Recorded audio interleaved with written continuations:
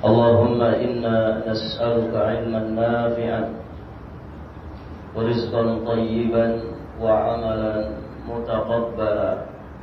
اللهم علمنا ما ينفعنا وانفعنا بما علمتنا وزدنا من علمك وكرمك وجودك يا ذا الجلال والإكرام إنك على كل شيء قدير وبالإجابة جدير.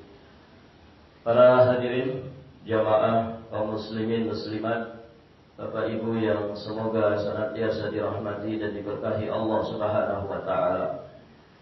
Alhamdulillah wa syukurillah, pada kesempatan yang berbahagia ini kita berada di tanggal sekitar 17 Rabiul Akhir 1446 Hijriah yang bertepatan dengan tanggal 20 Oktober 2024 Miladiah. Kita bersyukur kepada Allah Subhanahu wa taala atas segala nikmat yang Allah Subhanahu wa taala anugerahkan kepada kita semua, terutama nikmat yang saat ini kita rasakan, nikmat iman, nikmat Islam, nikmat kita berada di atas sunnah Rasulullah sallallahu alaihi wasallam. Demi Allah, ini adalah nikmat yang sangat besar yang semestinya kita syukuri dengan sebaik-baiknya. Kita juga bersyukur saat ini kita diberi nikmat, dimudahkan Allah Subhanahu wa taala untuk thalabul ilmi. Semoga ini menjadi pertanda bahwa Allah Subhanahu wa taala berkehendak baik kepada kita semua. Karena ilmu itu asas kulli khair. Ilmu itu asas dari setiap kebaikan. Ilmu juga merupakan asas dari ketakwaan kita kepada Allah Subhanahu wa taala. Maka semoga dengan wasilah belajar agama ini kita semua dilantik oleh Allah Subhanahu wa taala menjadi hamba-hamba yang bertakwa di sisinya. Kemudian kita juga bersyukur kepada Allah Subhanahu wa taala, kita saat ini berada di tempat yang paling mulia yang ada di muka bumi ini. Itulah Baitullah, rumahnya Allah Subhanahu wa taala, masjidnya Allah Subhanahu wa taala. Masjid itu sesederhana apapun, maka sejatinya dia adalah tempat yang paling istimewa, paling mulia di atas permukaan bumi ini. Kita juga bersyukur kepada Allah Subhanahu wa taala, kita berada di majelis yang terbaik. Nabi menyebut majelis ilmu itu dengan Riyadul Jannah, taman-taman surga. Maka jika kita dimudahkan Allah berada di dalamnya, ini sesungguhnya adalah kenikmatan yang sangat besar. Lebih dari itu, kita juga saat ini sedang kumpul bareng, kumpul bersama, ya, kita saling tawasau bil haq wa tawasau bis sabr. Kita saling nasihat menasehati di dalam kebenaran, nasihat menasehati di dalam kesabaran. Tentu orang yang keadaannya seperti itu, ya, dinyatakan oleh Allah Subhanahu wa taala selamat dari yang namanya kerugian.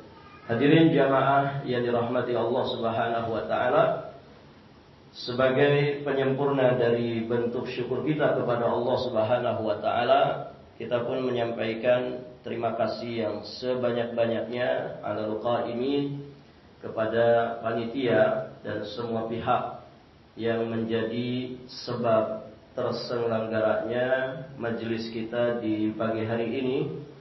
Kita sampaikan dan kita ucapkan jazakumullah ahsanal jaza fid dunya wal akhirah.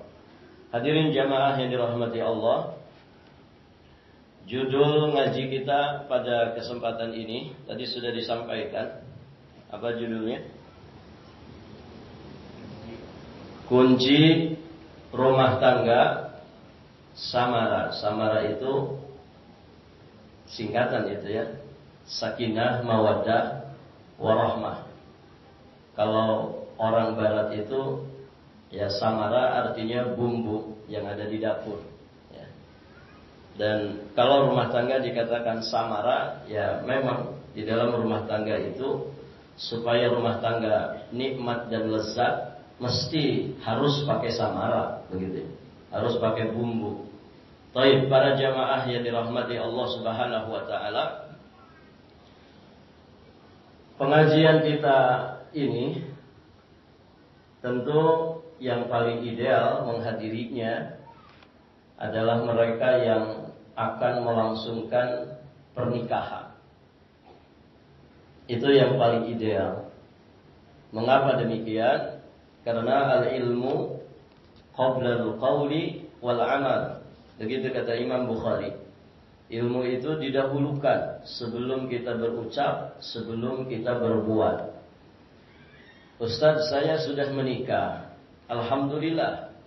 Di suatu saat nanti juga berencana nikah lagi. Nah, berarti juga sama. Begitu ya. Barakallahu fiikum. Ustaz, saya sudah lama menikah. Ya, rasa-rasanya tidak pas pembahasan ini. Ya, saya sudah bahagia kok di rumah, gitu ya, bersama istri dan juga anak-anak. Baik, para jamaah, pembahasan ini juga berlaku bagi orang yang seperti itu. Bagi rumah tangga yang katanya sudah bahagia. Mengapa demikian? Karena sakinah mawaddah warahmah itu bukan sekedar bahagia. Kalau rumah tangga itu dikatakan rumah tangga yang diridhoi Allah, syaratnya mesti bahagia, tentu banyak orang-orang yang tidak beragama Islam, rumah tangga mereka happy-happy saja.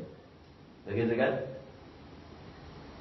Kira-kira ada nggak rumah tangga orang kafir yang hidupnya happy, rumah tangganya bahagia? Banyak tidak? Banyak. Suaminya gagah, ganteng, penghasilannya besar, lebih besar dari kita, istrinya cantik jelita, anak-anaknya tumbuh berkembang dengan baik. Mereka ini orang-orang yang sehat dengan kesehatan yang luar biasa, happy, jelas happy, begitu ya. Mereka bahagia, tapi mereka tidak berislam. Apakah yang seperti itu kemudian dikatakan rumah tangga yang sakinah, mawaddah, warahmah? Tentu kita katakan tidak. Jadi hadirin jamaah yang dirahmati Allah, siapapun kita, hatta kita sudah bercucu, ya, kita masih menjalani rumah tangga di masa tua, di sisa-sisa umur kita, maka pembahasan seperti ini tetap cocok bagi mereka. Mengapa demikian? Karena permasalahan rumah tangga itu bisa terjadi kapanpun, dimanapun, kepada rumah tangga yang setua apapun. Hadirin jamaah yang dirahmati Allah, saya punya pengalaman pribadi. Di suatu ketika, di satu tempat, kita ada sedang ngantri di satu tempat. Kemudian di samping saya ada orang sudah sepuh. Dan kelihatan ya tanda-tanda orang ini sudah tua karena rambutnya semuanya sudah beruban. Ya, kita menyebutnya kakek-kakek lah begitu. Baik, para jamaah dirahmati Allah, ternyata dia sedang ngantri di satu bank syariah.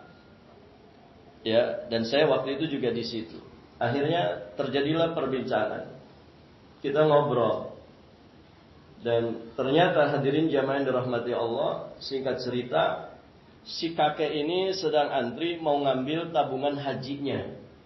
Yang sudah dia tabung, kalau tidak salah sudah puluhan tahun. Baik, para hadirin jamaah yang dirahmati Allah. Kemudian saya tanya, kenapa Pak diambil tabungannya? Begini Mas katanya, jadi saya diusir sama istri saya. Perhatikan ini. Ini usianya sudah kepala 6, sudah usia pensiun. Diusir sama istrinya. Kira-kira istrinya masih muda atau sama-sama tua? Sama-sama tua. Diusir sama istrinya dari rumah karena terjadi konflik di antara mereka. Kemudian si bapak ini tidak punya kekayaan apapun, tidak punya harta sedikit pun kecuali tabungannya itu. Maka hadirin jamaah yang dirahmati Allah, dia ingin mengambil tabungannya sebagai bekal untuk menyambung hidupnya.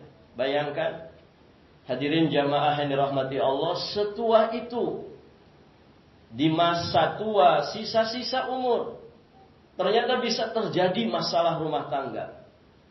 Dan ini bukan masalah kecil sampai diusir. Berarti kan sudah memuncak konfliknya. Nasallallahu al-afwa wal afiyah wassalamah. Maka hadirin jamaah yang dirahmati Allah, jadi pembahasan seperti ini, ya siapapun kita yang berumah tangga ataukah yang akan berumah tangga, ya semestinya kita mengkaji dan mempelajarinya untuk kemudian kita praktekkan di dalam rumah tangga kita. Ya, ditambah lagi syaitan, ya, di antara kejahatan terbesarnya, di samping kejahatan-kejahatan yang lain, dia selalu berupaya, karena dia paham betul bagaimana ketika rumah tangga itu sakinah, mawaddah, warahmah, potensi, manfaat dan maslahat dari rumah tangga yang seperti itu diketahui persis oleh syaitan. Maka hadirin jamaah yang dirahmati Allah, dia berusaha semaksimal mungkin bagaimana rumah tangga kaum muslimin itu bercerai-berai, berantakan. Kenapa? Karena ketika rumah tangga berantakan, bukan hanya dunia yang rusak, bukan hanya karir yang hancur, namun hadirin jamaah yang dirahmati Allah, biasanya juga agamanya ikut rusak. Bahkan tidak jarang orang sampai murtad, ya, gara-gara permasalahan di rumah tangga. Ketika orang kemudian akhirnya murtad gara-gara permasalahan di rumah tangganya, tentu ini menjadi kemenangan yang sangat besar, ya, bagi iblis dan juga bala tentaranya. Maka hadirin jamaah yang dirahmati Allah, kita sama-sama akan sedikit mengingat kembali, ya, permasalahan yang mendasar terkait dengan permasalahan rumah tangga ini. Kita sama-sama tahu, ya, bahwa untuk mewujudkan ketakwaan yang menjadi bekal terbaik bagi kita sebelum menghadap Allah Subhanahu wa taala, kita mesti menyelesaikan dan terus meningkatkan kualitas dua hubungan kita. Yang pertama, hablum minallah, kemudian yang kedua, hablum minan nas. Nah, hablum minan nas yang paling layak untuk kita memperhatikannya dengan sebaik-baiknya adalah hubungan, interaksi, komunikasi atau muamalah kita dengan keluarga kita sendiri, ya, terutama dengan pasangan dan juga anak keturunan kita. Maka kita pada kesempatan ini akan sedikit membahas permasalahan tersebut. Semoga Allah Subhanahu wa taala memberikan ilmu yang bermanfaat bagi kita semua dan juga menganugerahkan kepada kita semua kesabaran untuk kita bisa bertahan duduk di majelis ini, karena insya Allah mungkin acara kita bisa sampai waktu zuhur, tapi nanti insya Allah ada istirahatnya.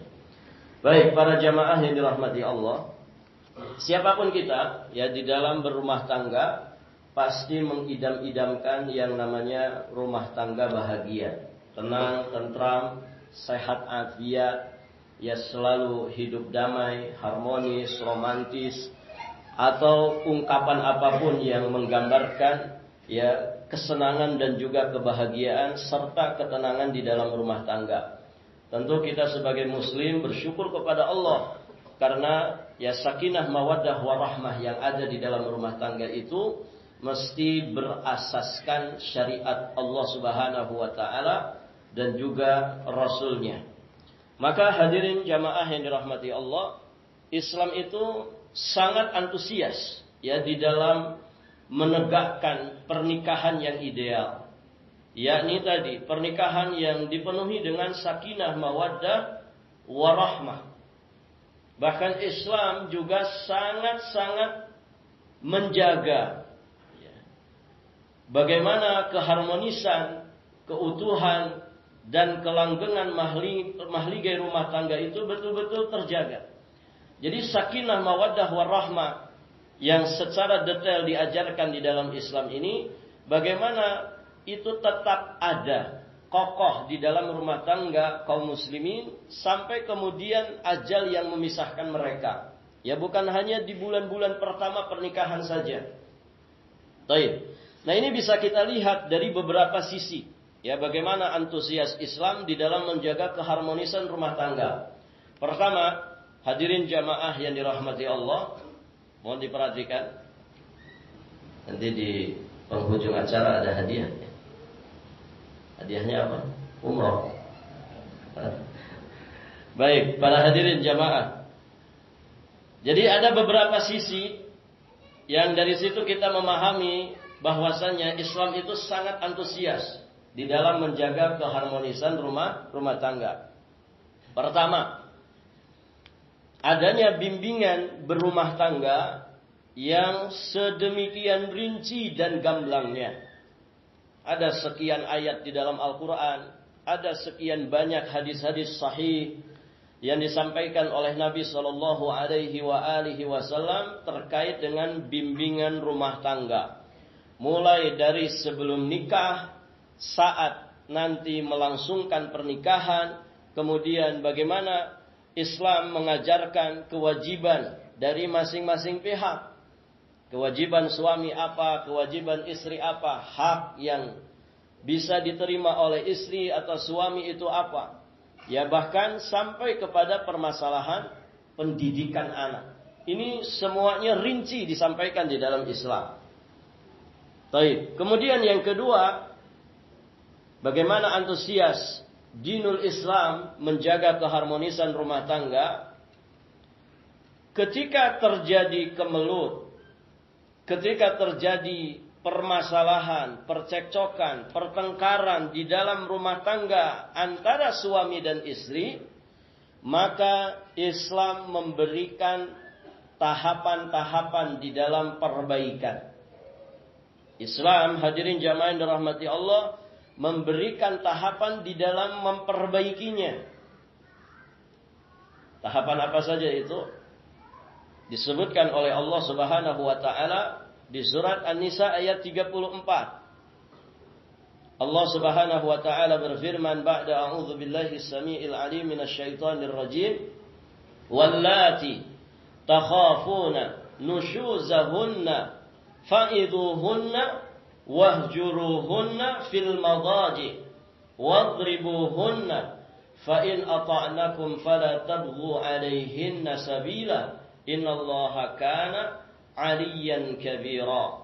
Kata Allah Subhanahu wa taala, wanita-wanita yang kamu khawatirkan nusyuznya. Nusyuz itu pembangkangan, kedurhakaan, penyimpangan atau penyelewengan. Wanita-wanita yang kamu khawatirkan pembangkangannya, kedurhakaannya, maka kata Allah, fa'idhuhunna. Ini tahapan pertama. Jadi tahapan pertama bukan main cerai, bukan. Ya, masalah dikit cerai, masalah dikit cerai, enggak begitu. Ada proses, ada tahapan yang diajarkan Islam. Pertama, berikan mau'idhah. Apa mau'idhah? Nasihat. Nah, ini tanggung jawab para suami. Makanya suami itu imam di dalam rumah tangga. Ya, dia mesti punya bekal. Mesti punya bekal.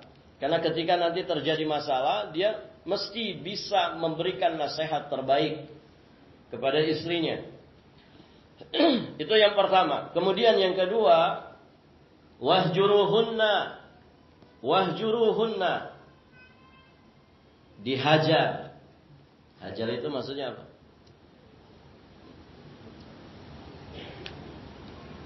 Dihajar. Dihajar itu ditinggalkan. Ada istilah hijrah. Ya. Hijrah itu artinya at-tarku, meninggalkan. Jadi setelah dinasehati, kemudian wahjuruhunna, ditinggalkan. Maksudnya apa? Ditinggalkan dari tempat tidurnya. Jangan tidur bareng. Dia biarkan tidur di kamarnya, kita mungkin tidur di ruang tamu, gitu. Tidur di dapur. Pokoknya pisah ranjang dulu. Nah, itu tahapan kedua, dihajar. Kemudian tahapan ketiga, wadribuhunna. Dan pukullah dia dengan apa? Dengan dijelaskan di dalam hadis, ya dharban ghair mubarrih, pukulan yang tidak sampai melukai atau mencacati. Namanya pukulan tarbiyah. Ya, pukulan dalam rangka untuk ngedidik. Baik, para hadirin jamaah yang dirahmati Allah. Dan juga anggota badan yang dipukul jangan sembarangan. Mukul wajah boleh tidak? Ustaz, saya mengamalkan ayat ini. Saya tonjok itu muka istri saya. Boleh tidak? Tidak boleh. Ya.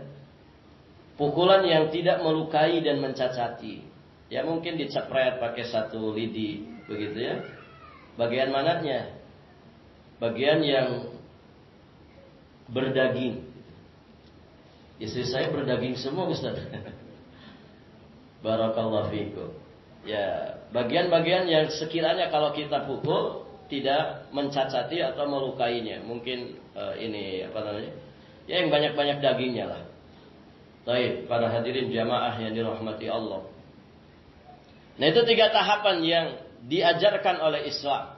Nasihati, kemudian pisah tidur, satu lagi tadi apa? Pukulan yang tidak melukai dan mencacati. Dan ini bukan KDRT ya. Mukul dengan tahapan-tahapan tadi, ya artinya mukul istri. Ya karena sudah proses, ya kedua sudah selesai ternyata istri masih ada pembangkangan, maka suami berhak untuk itu. Ya selama ya dilakukan dengan batasan syariat, itu bukan termasuk kekerasan di dalam rumah tangga. Baik para jamaah. Dan Masya Allah, kalau kemudian tahapan-tahapan ini dilakukan, biasanya setidak-tidaknya di tahapan kedua. Di tahapan kedua itu istri itu sudah jerak.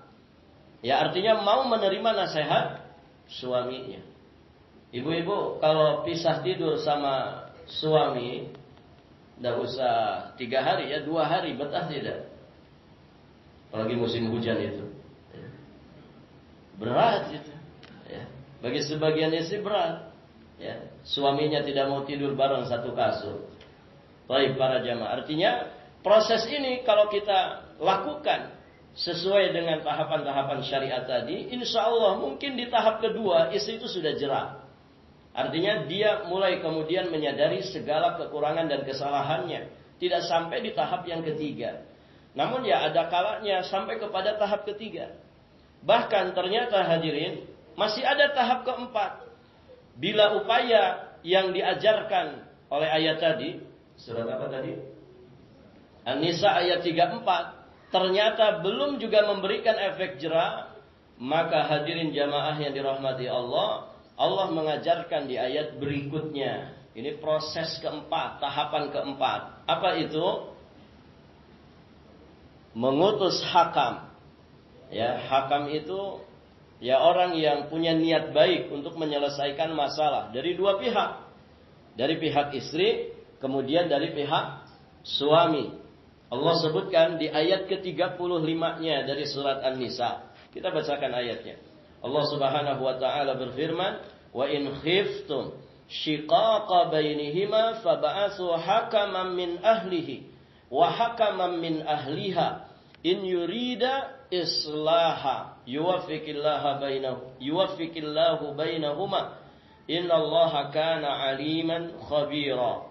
Dan jika kamu khawatirkan ada persengketaan di antara keduanya, maka kirimlah seorang hakam, ya, seorang juru damai yang bijaksana dari keluarga laki-laki dan juga seorang hakam dari keluarga perempuan.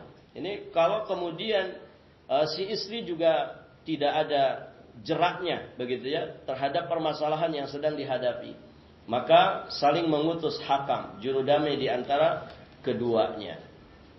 Jika kedua orang hakam itu bermaksud mengadakan perbaikan, niscaya Allah memberi taufik kepada suami istri itu. Nah, dengan 2 juru damai yang adil ini, 2 juru damai yang bijaksana ini, masing-masingnya berniat kebaikan, berniat ingin menyelesaikan permasalahan dari rumah tangga 2 orang tersebut, maka hadirin jamaah dirahmati Allah, Allah akan berikan taufik kepada suami istri itu. Dan sesungguhnya Allah Maha mengetahui lagi Maha mengenal. Allah Maha mengetahui lagi Maha teliti. Baik. Barakallahu fikum. Nah, itu yang ketiga ya. Yang keempat, hadirin jamaah yang dirahmati Allah. Di antara bukti perhatian Islam di dalam menjaga keutuhan rumah tangga, ketika kemudian ilaj, upaya penyelesaian yang tadi kita sampaikan ada 4 tahapan, kemudian ternyata tidak bisa efektif lagi karena saking parahnya pertikaian dan kemelut di dalam rumah tangga yang kemudian sudah memuncak, maka kemudian Islam memberikan dosis yang lebih tinggi lagi di dalam upaya penyelesaian. Apa itu? At-talaq. Apa itu? Talak, cerai. Namun ternyata di sini poinnya, aturan Islam di dalam masalah talak itu tidak hanya 1 kali, ya. Namun sampai tiga kali. Jadi kalaupun ada penyelesaian dengan talak di dalam Islam itu sampai 3 kali. Hadirin jamaah yang dirahmati Allah. Dan itu Allah sebutkan di surat Al-Baqarah 229. Barakallahu fiikum. Sehingga di situ ya, karena talak itu 3 kali dan talak yang bisa dirujuk itu talak 1 dan talak 2, maka hadirin jamaah yang dirahmati Allah, perhatian Islam berikutnya untuk menjaga keutuhan rumah tangga, istri atau wanita yang ditalak oleh suaminya itu disyaratkan menjalani yang namanya masa iddah, masa penantian, masa menunggu bagi wanita yang ditalak. Makanya ada satu surat khusus namanya surat At-Talaq. Ya.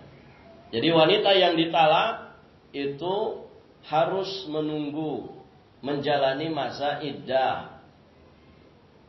Berapa ini masa iddahnya? Tergantung ya. Ada yang ditinggal kalau dicerai, hadirin jamaah yang dirahmati Allah, dan dia masih aktif haid, ya sebagian ulama mengatakan 3 kali haid. 3 kuruk, ya 3 kuruk. Sebagian ulama mengatakan kuruk itu artinya suci. Sebagian menguatkan bahwa kuruk itu maksudnya haid. Berarti 3 kali haid. Kalau dia normal haidnya, ya dengan siklus yang normal, ya sekitar 3 bulanan. Baik, para jamaah yang dirahmati Allah. Di tenggang waktu 3 bulan inilah, para hadirin jamaah yang dirahmati Allah, suami istri, terutama suaminya yang menceraikan istrinya, pada cerai yang masih bisa dirujuk, bisa jadi dia kemudian berpikir ulang, bisa jadi kemudian ada dorongan untuk memperbaiki permasalahan, sehingga di masa iddah dia kembali merujuk istrinya. Dan tentu keadaan itu lebih baik ya ketimbang kemudian keduanya berpisah. Barakallahu fikum. Nah demikianlah para jamaah yang dirahmati Allah, 5 poin ini semuanya menunjukkan bagaimana perhatian Islam yang sangat-sangat besar di dalam pembangunan rumah tangga itu supaya awet dan kokoh di atas dasar syariat Islam. Ya. Ada yang bisa mengulangi 5 poin tadi? Pertama apa?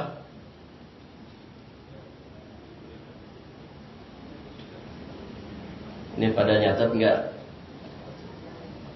Atau antum kayak Imam Syafi'i, sekali dengar langsung hafal? Apa Bu? Ibu-ibu pada nyatet tidak? Apa pertama tadi? Hah? Apa poinnya? Perhatian Islam yang begitu besar untuk menjaga keutuhan rumah tangga. Pertama apa? Ilmu tentang rumah tangga itu dijelaskan begitu rinci. Ya. Bimbingan Islam di dalam berumah tangga itu sangat rinci dan gamblang. Dari qobliyah, ya, qobliyah nikah, itu semuanya dijelaskan. Saat kita membangun rumah tangga, dan seterusnya, sampai kemudian rumah tangga itu dipisahkan dengan maut. Yang kedua apa tadi? Ketika terjadi permasalahan di dalam rumah tangga, Islam memberikan tahapan perbaikannya. Ada 3 tahapan. Pertama, menasehati, menghajar. Satu lagi apa tadi? Memukul, pukulan yang tidak melukai dan mencacati. Kemudian ada tahapan keempat apa? Dan ini poin yang ketiga. Apa itu? Mengutus hakam dari kedua belah pihak. Juru damai yang adil dan bijaksana. Itu poin ketiga. Poin keempatnya apa? Talak. Dan di dalam talak pun ternyata sampai 3 kali. Dan terakhir tadi adanya masa iddah bagi wanita yang ditalak, yang kemudian memungkinkan seorang suami itu berpikir lebih dalam lagi, ya, untuk dia kemudian mencari solusi dan memperbaiki hubungannya. Barakallahu fikum. Baik, hadirin jamaah yang dirahmati Allah. Tentu mewujudkan keluarga yang sakinah, mawaddah, warahmah bukanlah sesuatu yang instan. Maka alangkah baiknya ya, kalau ada pendidikan khusus untuk anak-anak remaja. Karena memang ilmu ini idealnya dipelajari sebelum orang itu melangsungkan rumah tangga. Nah, kalau anak sudah akil balik, barakallahu fikum, itu sebetulnya sudah mulai saatnya diberikan pijakan, ya, disesuaikan dengan perkembangan usianya. Bagaimana mereka menyicil bekal nanti untuk mereka berumah tangga. Ya, walaupun tadi tidak ada kata terlambat, walaupun kita sudah menikah bertahun-tahun bahkan puluhan tahun, pelajaran ini masih tetap terus bisa dikaji. Namun hadirin jamaah yang dirahmati Allah, tadi ya, segala sesuatu itu berproses, tidak ada yang instan. Sakinah, mawaddah, warahmah di dalam keluarga itu tidak terjadi begitu saja. Namun mesti melalui banyak sekali proses. Dan untuk menjalani proses itu tentu kita butuh bekal. Nah, insyaallah ta'ala nanti kita jelaskan poin-poin dari perbekalan. Semoga ini menjadi kunci, ya, kita bisa membangun rumah tangga yang sakinah, mawaddah, warahmah. Ini sampai jam berapa? Baik, sedikit lagi ya. Kita mulai ya. Kunci pertama.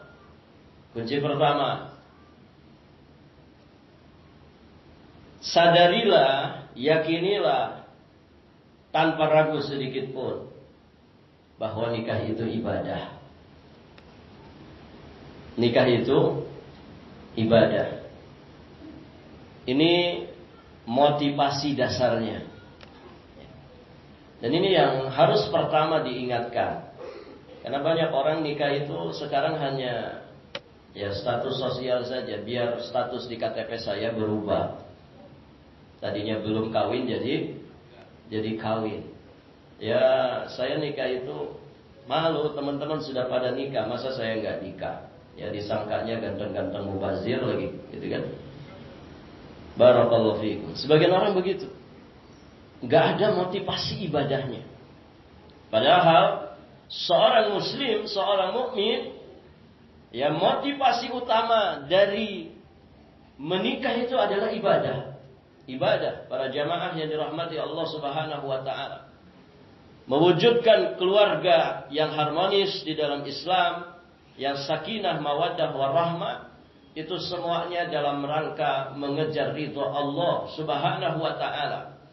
Membentuk keluarga yang sakinah, mawaddah, ya, merupakan ibadah yang sangat besar. Ya, coba perhatikan. Nikah itu ikhwan dari awal sampai akhirnya semuanya ibadah. Bahkan banyak ibadah yang tidak bisa dikerjakan, ya, kecuali dengan kita menikah. Ya, tidak? Menjimai istri itu nilainya apa dalam Islam? Sedekah. Antum yang bujangan bisa sedekah ini? Bisa nggak, ya? Tidak bisa, gimana sedekah itu? Ya. Hanya dengan nikah. Banyak sekali. Menafkahi istri, nilainya apa? Sedekah. Satu suap yang engkau suapkan ke mulut istrimu, nilainya sedekah. Bagaimana kalau istri antum doyan makan? Sekali makan 2 piring. Oh, sedekah. Bujangan bisa nggak? Tidak bisa. Banyak sekali. Kalau dikumpulkan, amal-amal yang berpahala di sisi Allah yang tidak bisa dikerjakan oleh para jomblowati. Ya. Ada di sini yang belum nikah? Di ibu-ibu ada yang belum nikah, Bu? Di akhwat mungkin ada ya, semoga berjodoh dengan ikhwan yang belum menikah. Baik, pada jamaah yang dirahmati Allah. Jadi motivasi dasarnya harus karena ibadah. Karena itulah tujuan hidup kita di dunia ini.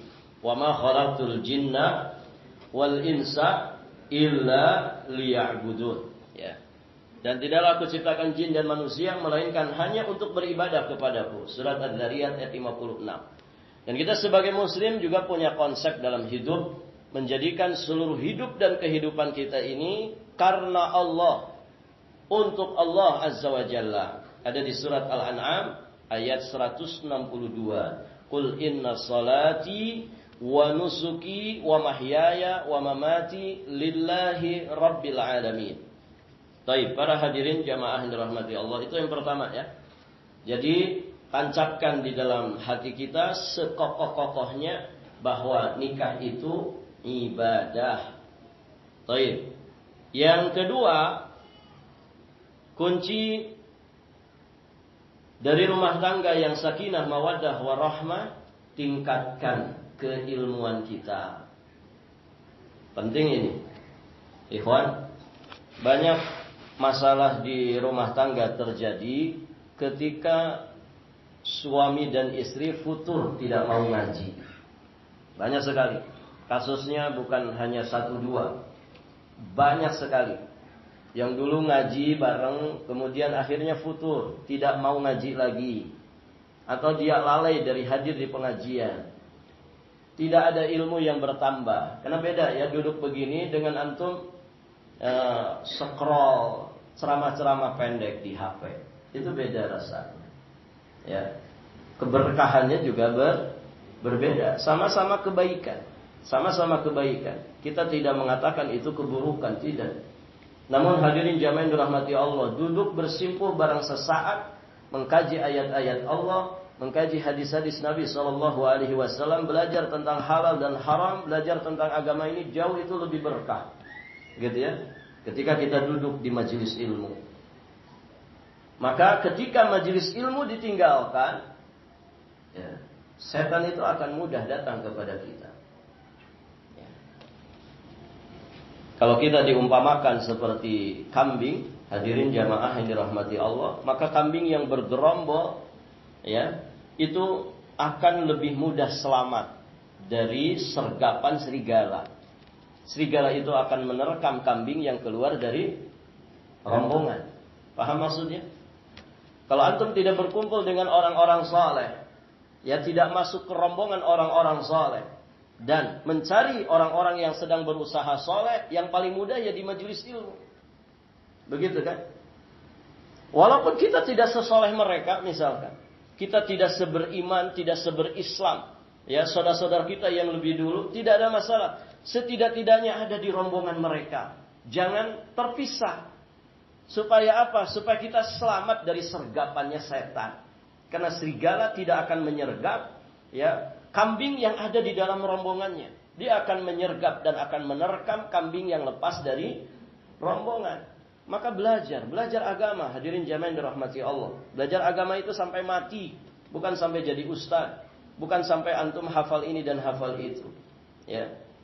Belajar agama sampai mati, terutama masalah-masalah seperti ini. Belajar tentang ilmu berumah tangga. Ya.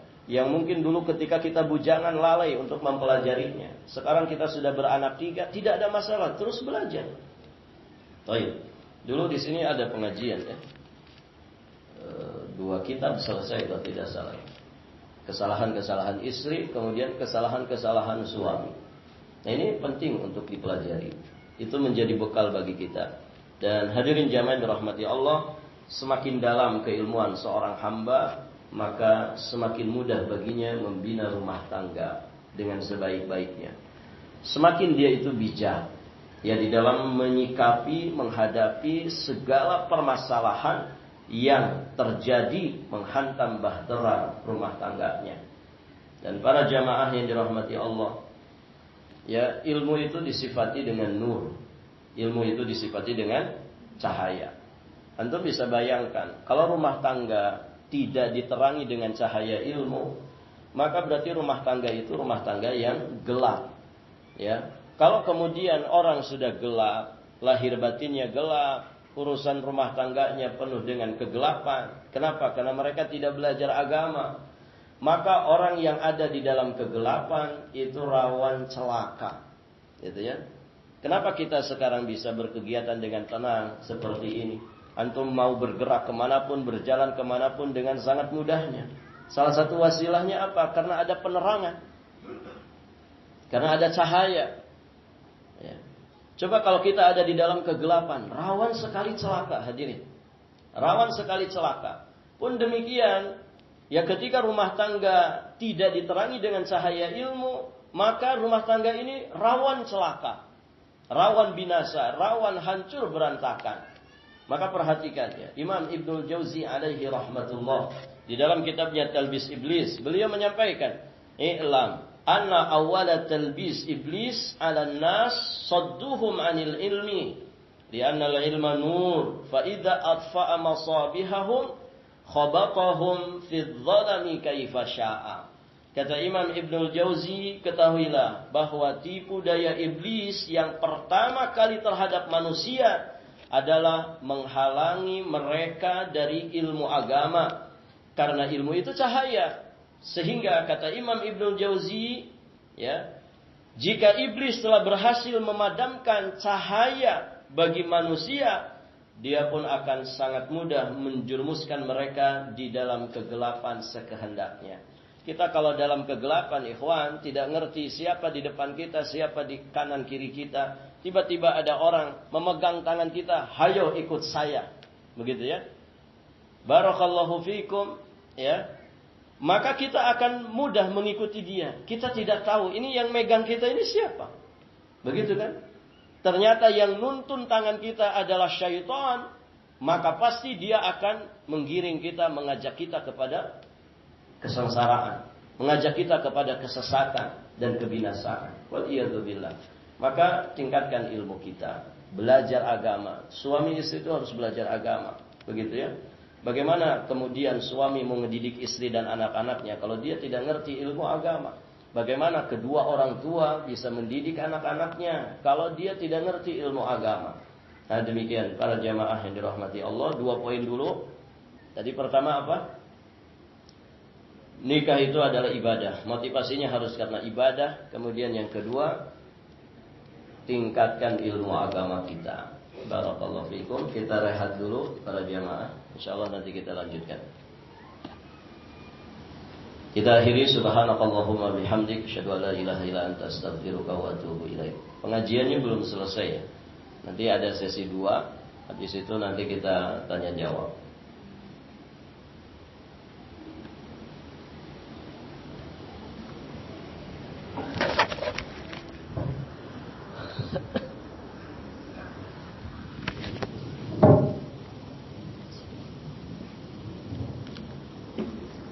Alhamdulillah, kita telah menyelesaikan sesi yang pertama.